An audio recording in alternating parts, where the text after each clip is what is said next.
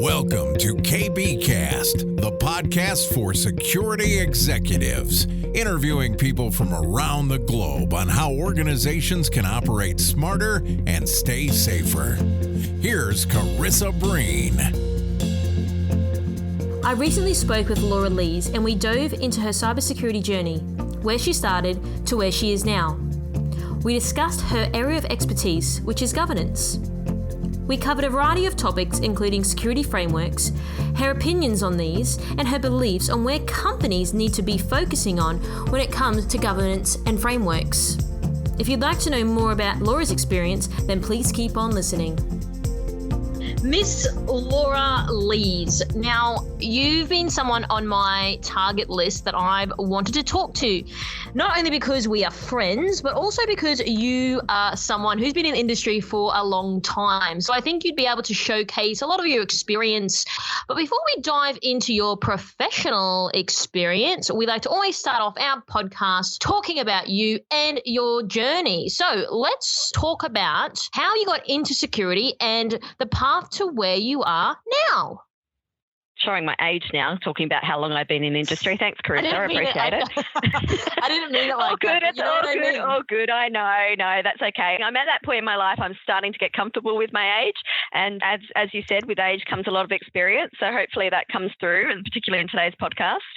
Well, basically, if we go back to when I was a teenager, and you know how you always need to do work experience at school, I actually went and did some auditing, and I always enjoyed figuring out how things work. I mean, when I was a kid, I even pulled apart my Mickey Mouse watch to see how it worked. And originally I wanted to be an accountant, but then I actually sort of fell into working with computers because of changing school and didn't have other subjects. So I was like the default subject, let's go to computers. Found I had an affinity with them and it sort of went from there. But I actually originally started out in the help desk. Then I eventually became a systems engineer. And then I actually have to thank one of my previous bosses. He decided that the company I was working with needed to start up a security department, or at least initiate doing some security stuff. And I sort of managed to get the role, became their first data security administrator, needed to actually became the first dedicated team member for security. And that was over 15 years ago, and basically needed to establish an entire security program. So that sort of went from establishing policies and standards. So that's where it really started out in that governance piece. And then sort of, did everything from security awareness and general security administration. And then I've sort of had a journey, various different roles along the way, being a security consultant, being a security architect, being a business information security officer. So trying to get the business and security to talk the same language, which is always fun, particularly when you get the real techie security people and then you get the business people that just want to do their own thing. That's always a challenge. That's part of why I ended up doing my MBA, and that sort of helped me along the way. And then I've just been very active in the industry, as you know. Been a volunteer now with the Australian Information Security Association for over 12 years. And I really enjoy giving back to the industry. And as you know, I'm also now the current treasurer for ISACA Sydney chapter. And I'm also on the FAIR Institute, which is sort of another interest of mine, is sort of doing quantitative analysis of risk, so information risk. So that's something else that I've sort of started recently. I'm on the FAIR Institute Sydney chapters committee. I have to ask, are you glad you took up IT/security versus being an accountant? Oh, hell yeah. I think you know me, Carissa, I think I'd be as boring as batshit, or maybe even rocking the industry as far as audit's concerned. But yeah, I can't see myself being one. Well, I don't think we've got anyone who's an accountant listening to this podcast, and if we do, then we're not offending them. We're just. Oh no! Calling it out. I just think if they're an accountant and they're wanting to do something different, security, because we actually have, as you know, but there's not enough of us in the industry. There's not that I agree that there's a skills shortage. I think there's a skills mismatch, which is where having people that have had accounting backgrounds is a great foray into coming into the industry. Well, any accountants out there, if you're looking for a new career, dive on in. But let's jump into governance. Now, this is probably one of the areas where most people don't particularly like. It's not a very sexy area, and it's not the most exciting topic for some people, but it's highly important. So can you, Laura, talk around some core requirements for building out a NIST ISO framework and your approach to doing this? Okay, so I think it's really important, actually. You sort of mentioned some really key framework there. So ISO 27001 series is probably the best place to start. I mean, it's actually a globally recognised standard. It's something that people can actually get themselves certified to. So it's about establishing an information security management system, and that's really about setting up your policies and standard and procedures and so forth. NIST is the National Institutes of Standard Technology, and they have actually established and published a cybersecurity framework, and that's a really great framework to assess one's maturity against. And they've obviously got other standards like 853, which actually set up controls and so forth. But ISO is really about sort of going back to even setting up your information security principles. So I think that's really where you need to start when you're looking at a governance framework and setting up governance, information security governance, is really establishing what it is that you're trying to achieve within the organisation and ensuring those principles are actually sound. So there's different levels of principles. So there's management principles, and then there's also further down the framework is sort of delving into the application security and application development security principles and things of that sort of nature. But it's really about setting what are you trying to achieve, high-level information security policy, and that's sort of really high-level directive statements. It's not getting into the specifics. And then from there, you sort of can go down into your standards and then your guidelines and procedures. And I like to look at it a bit like a pyramid or a triangle, depending upon which way if you want to look at it from a 3D perspective or not. But it's sort of starting from those principles, delving down to the policies, and then as you get down further into the detail, you actually become a bit more specific, but then you also become broader and get into the nitty-gritty detail and help people make those decisions as you go along the path. Now, there was someone recently on my podcast, we spoke about NIST framework, and I think he was sort of saying that people feel very confused. It's quite convoluted. It's quite long. What would be your high-level advice to someone that feels a little bit apprehensive only because it's long, comprehensive, and perhaps they may or may not be bothered, but it's what they have to do? Can you just give some high-level viewpoints on what would sort of help someone get going with this straight away?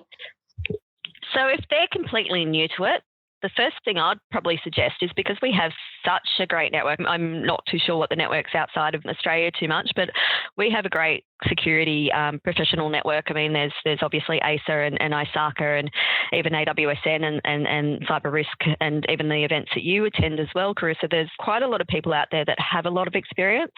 And so it's always good to reach out to others, and rather than reinventing the wheel, find out what they did.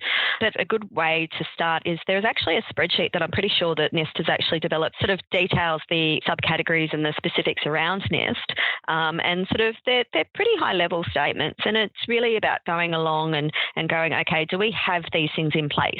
That's probably the first step. Is if you don't, then that's something that you need to look at. Okay, why don't we? What can we do to put them in place? Is it actually something that we need to be concerned about within our organisation? Because obviously different organisations have different levels and requirements when it comes to security. So certainly somebody like in a critical infrastructure or critical industry like banking and finance or utilities will obviously have a higher requirement in relation to security, and their risk appetite will be potentially lower. And so that will actually drive some of the importance around some of those specifics.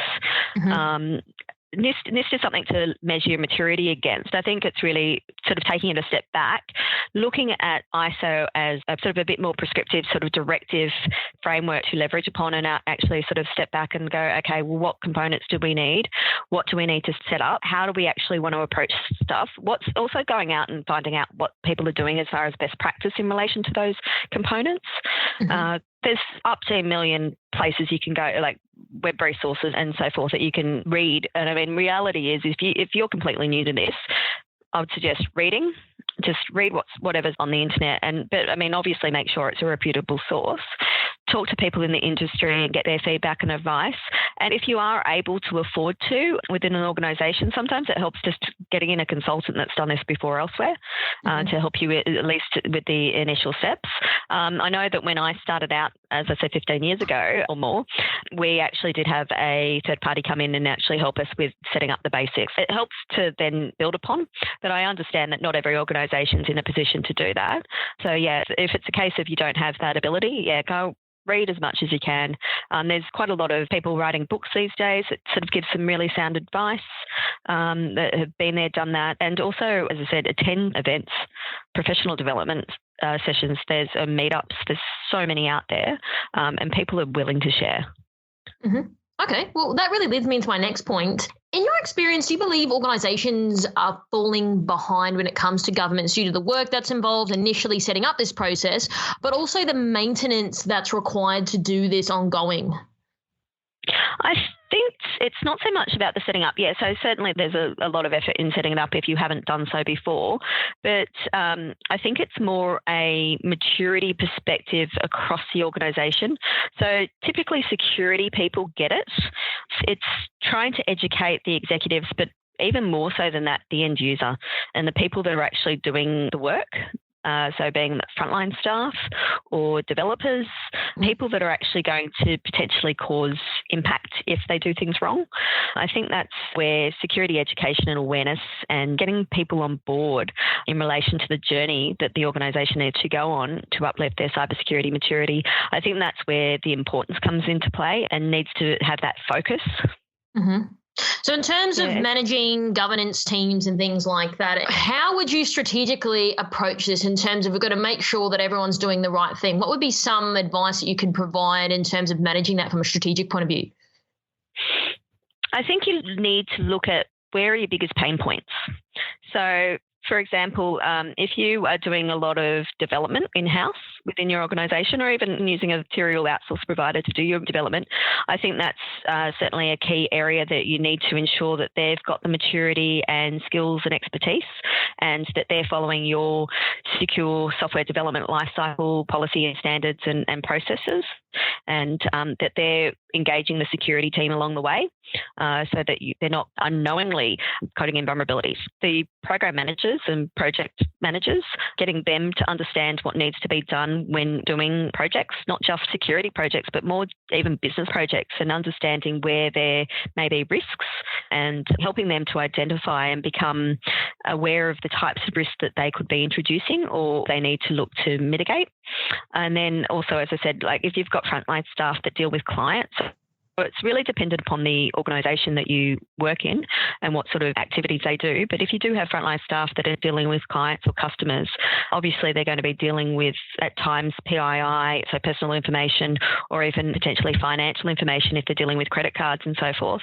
And just educating them as to their responsibilities and how they could potentially impact the organisation if they do something wrong.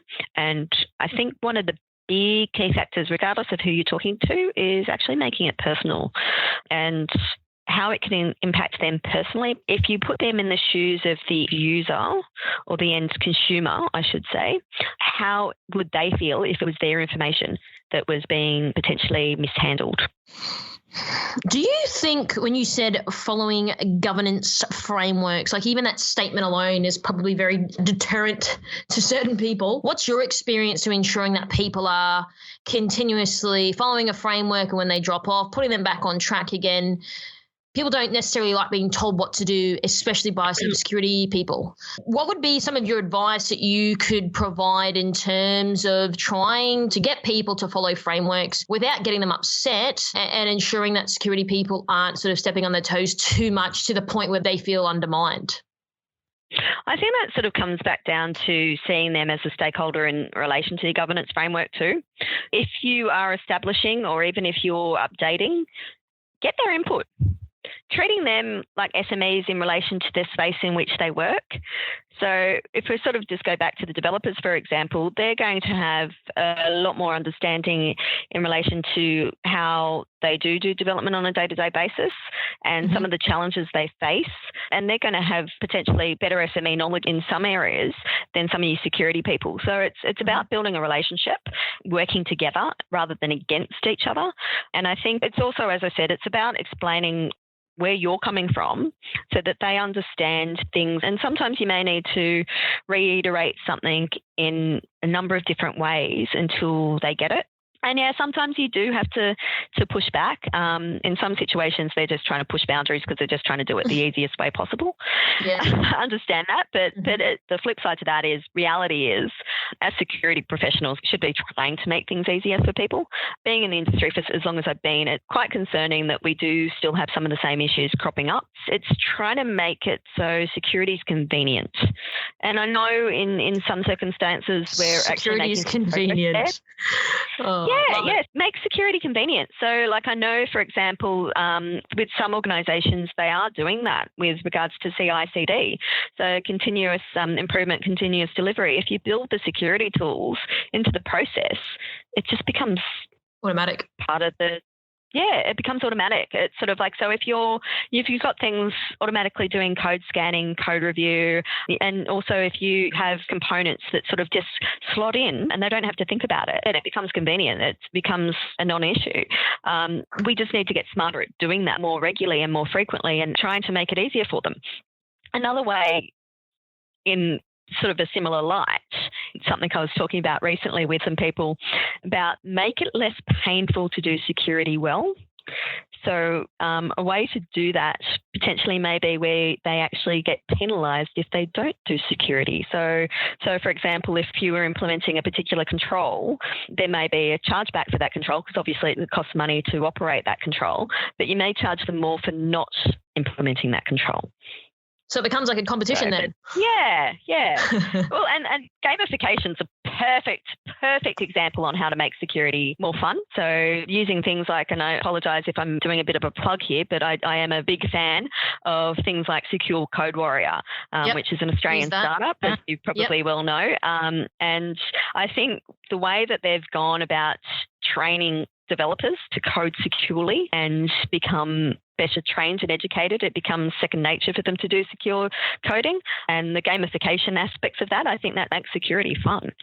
And I think that's what we should be doing as an industry, is trying to make security fun for people. Another great example is doing the phishing simulations and campaigns, is sort of rewarding people for reporting phishing. It becomes fun. It becomes a bit of a competition. It's sort of something that they go, oh, is this a phishing email? If I report it, will I get a prize? I've never got a prize ever in my life. I would have preferred that, to be honest, when I was doing my security awareness trainings. So we should start implementing that. Example. I would have been straight up for it if that was the case.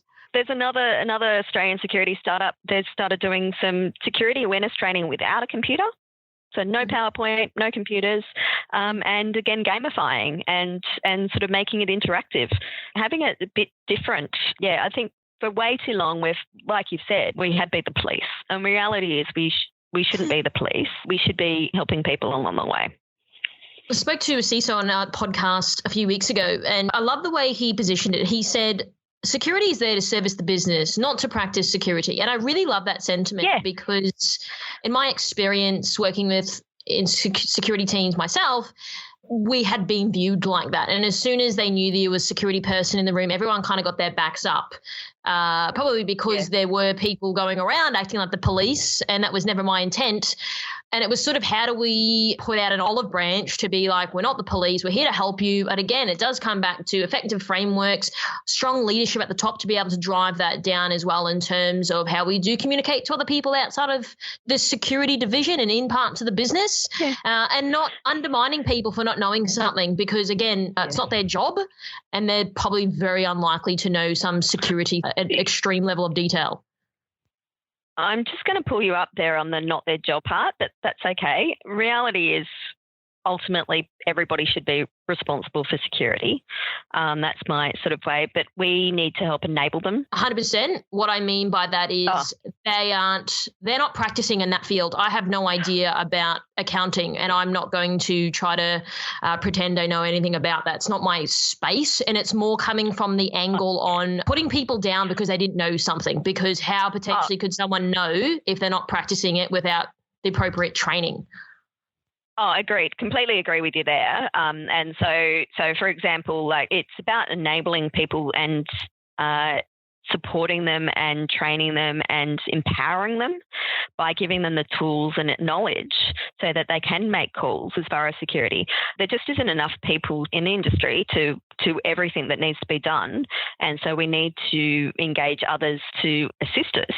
So yes, while you said you're not an accountant, you probably still need to make sure you balance your own checkbook, right? I think the operative word there is empowering. So in my experience and speaking to other people as well, you're not in security, and then I feel that there's this language, this behavior that goes on like, well, you're stupid because you didn't do it type of thing. And that, I think that's the right word, and that's what I've seen time and time again of people not doing the right thing. And yes, admittedly, it is everyone's responsibility, but then it also falls back on the onus of the security division to ensure that people are understanding what the ramifications are if something were to go wrong or someone does get compromised. But I think, again, it comes back to that language. How are we talking to people? By undermining people and trying to point out they're a delinquent isn't really solving the problem. No, it doesn't. That's for sure. I think, as you said, it's about servicing the business, and I think that's where the service element about education and empowerment and imparting our knowledge and experience to ensure that the people that we're working with have that understanding. So one of the things that I typically try to do when I'm explaining why I don't support something is explain what the ramifications are of actually proceeding down that path. And I sort of try and look at it from the perspective of imparting the knowledge to the person in question that has the power to make the decision so that they are able to make an informed decision. So if they want to accept the risk, at least they're accepting a risk that they understand, as opposed to just going forward and not understing what the risk is. And I've seen that before. Are you sure you know about this risk? Many people. Yes. I don't think that's correct. Good way of doing that is actually asking them to articulate the risk back to you. Generally it's I'm too senior, I'm too busy, got to go, hangs up. Oh, okay. Yeah, that does happen. That does happen. And I mean, in those circumstances, sometimes you just have to cut your losses and go, well, I tried. They've accepted the risk. They've not understood the risk, but it's their head that's on the block. And in some of those times, you just have to cover your own ass. But no, I understand. And I mean, I do try and one of the key things, particularly with senior executives, is all in the language. Some people may see the way that somebody is talking to them as being condescending, as you said, like earlier about trying to make sure they don't feel like they're an idiot. And it is about changing the way and the tone and sort of trying to put it into a language that they understand. And that's where I suppose looking at things from a quantitative perspective actually I think is going to help going forward. And that's why I'm quite passionate about trying to look at information risk from a quantitative perspective and actually putting a dollar value on it, because business people are more likely to understand dollars and cents than they are, this means that you could compromise your entire customer database. And it's like, yeah, well, what does that mean? Like, so I don't care. Exactly. Whereas if you go, well, if you actually go down this path and this particular risk comes to pass, and actually you do end up with a compromised database and your entire customer database ends up on the public domain, it would cost the organisation X million or X billion dollars.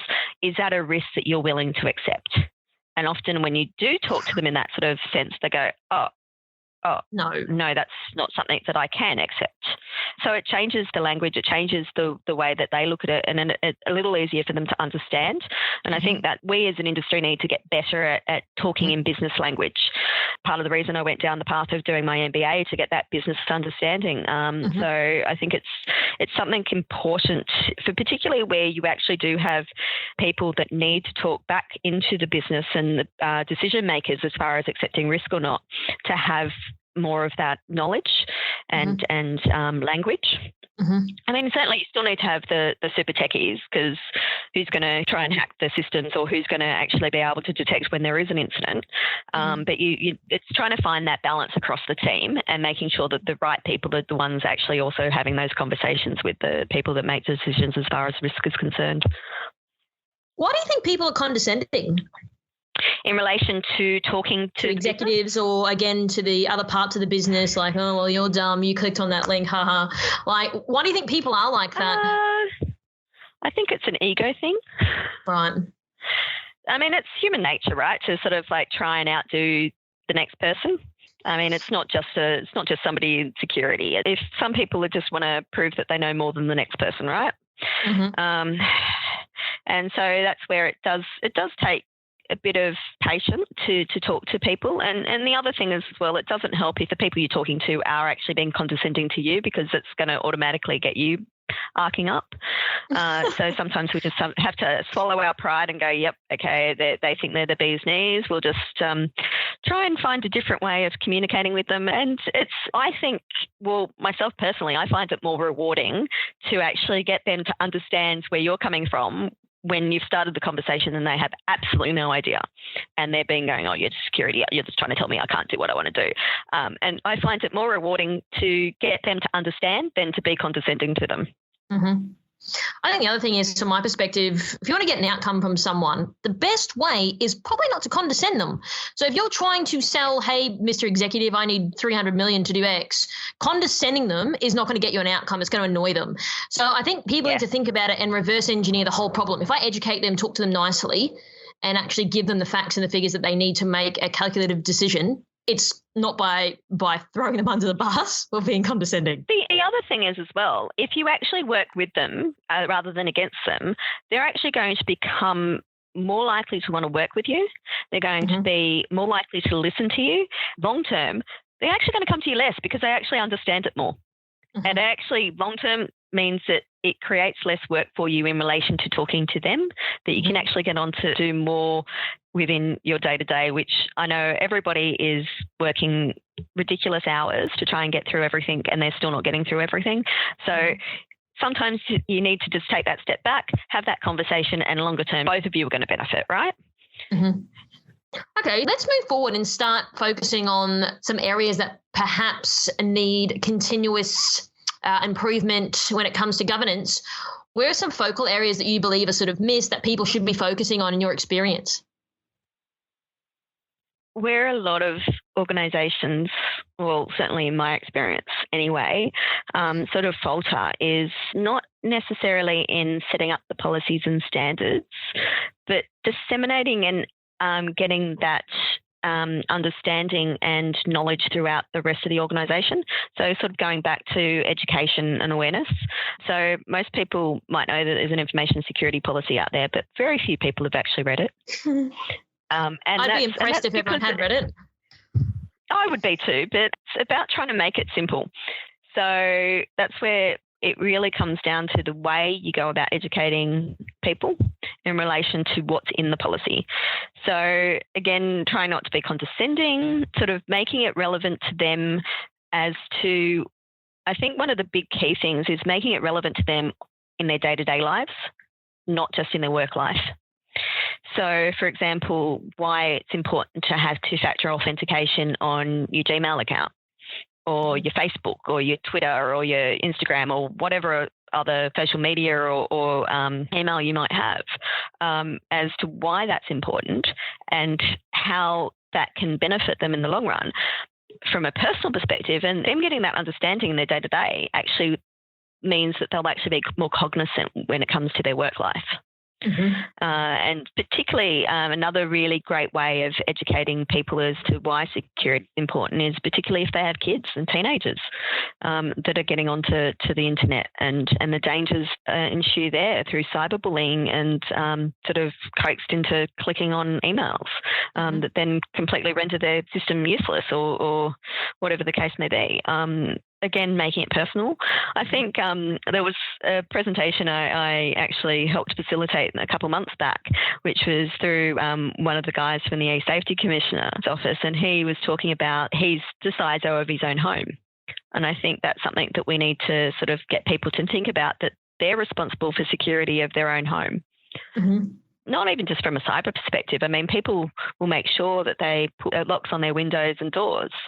It's sort of trying to get them to understand the correlation between doing that in their home and doing it on their cyber life. So you're sort of thinking from a behavioural point of view, doing this at home, practicing this at home, but then sort of permeate more into their corporate life, because it almost becomes instinctual then. Yeah, I mean, I've been known to get on soapboxes with people that ring me to try and verify who I am for different services that I subscribe to. I'm going, hold on a second, you're the one that rang me. How do I know you are who you say you are? I'm not giving out my information. And I then try and educate them as to why they shouldn't do that, and that how giving that information over the phone can be used for identity theft, how that could impact somebody's life. So you give out all those details to somebody you haven't verified who they are. That could then mean that you end up with loans in your name. There goes your credit history. If you then go to get a credit card or a home loan or anything of that sort of, or even potentially a new mobile phone, you could get knocked back because it's almost near impossible to regain your identity if it gets stolen. When I actually have those conversations, I've been quite pleased to sort of have some people go, oh, didn't realise. Oh, thank you. That's actually really good. And but by the same token, I also try and help whichever company it is or organisation that's contacted me come up with processes that they can use to help to verify themselves. So, for example, if they're ringing back in relation to an issue that I've called about, in the first instance, give me a reference number. So when they ring back, they go, I'm ringing in relation to this particular reference number. I go, okay, yep, I do know it. I do trust who you say you are. Or even giving a call and saying, oh, please use this reference number, call us back on the number that's published on our internet site. Simple things like that, just to get that verification and build that trust. I think trust is a big thing. So what do you believe is in store for the future of security governance? I think there's certainly a lot more regulation that's coming out, which is instilling a higher reliance on ensuring that governance is being performed properly and that there are good governance frameworks that are actually operating effectively. I think that's going to push a lot of organisations into looking at the effectiveness of their governance, and also going to be probably one of the big key factors to distinguish organisations as to their competitors. So if they're actually operating effectively from a governance perspective, it means that it's going to help them with regards to incident response and recovery if they do have any incidents, which will actually distinguish them from somebody who operates poor governance. So it's going to become a competitive advantage, I think. And so off the back of that, do you feel confident as a practitioner that what we are doing today will set us up as an industry for the future? As I said, I think there's areas for improvement, and I think education and awareness is probably one of the big key factors there, and working with each other and empowering the rest of the organisation. So I think empowering people to operate security themselves without having to come down hard or being that policeman, I think is probably key to achieving that success.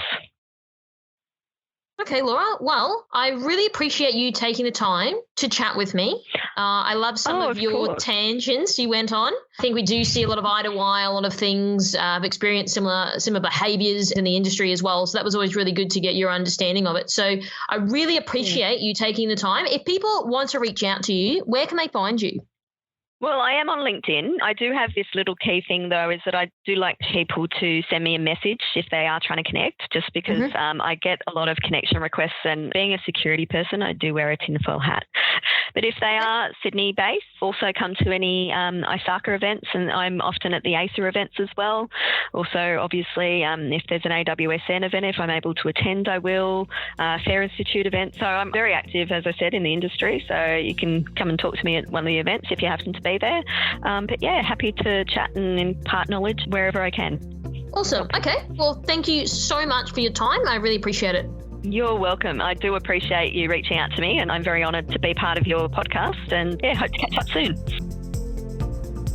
Thanks for tuning in. As always, we hope you got some new ideas or ways of thinking from this episode, and remember, you can always reach out to our guests if you do have more questions.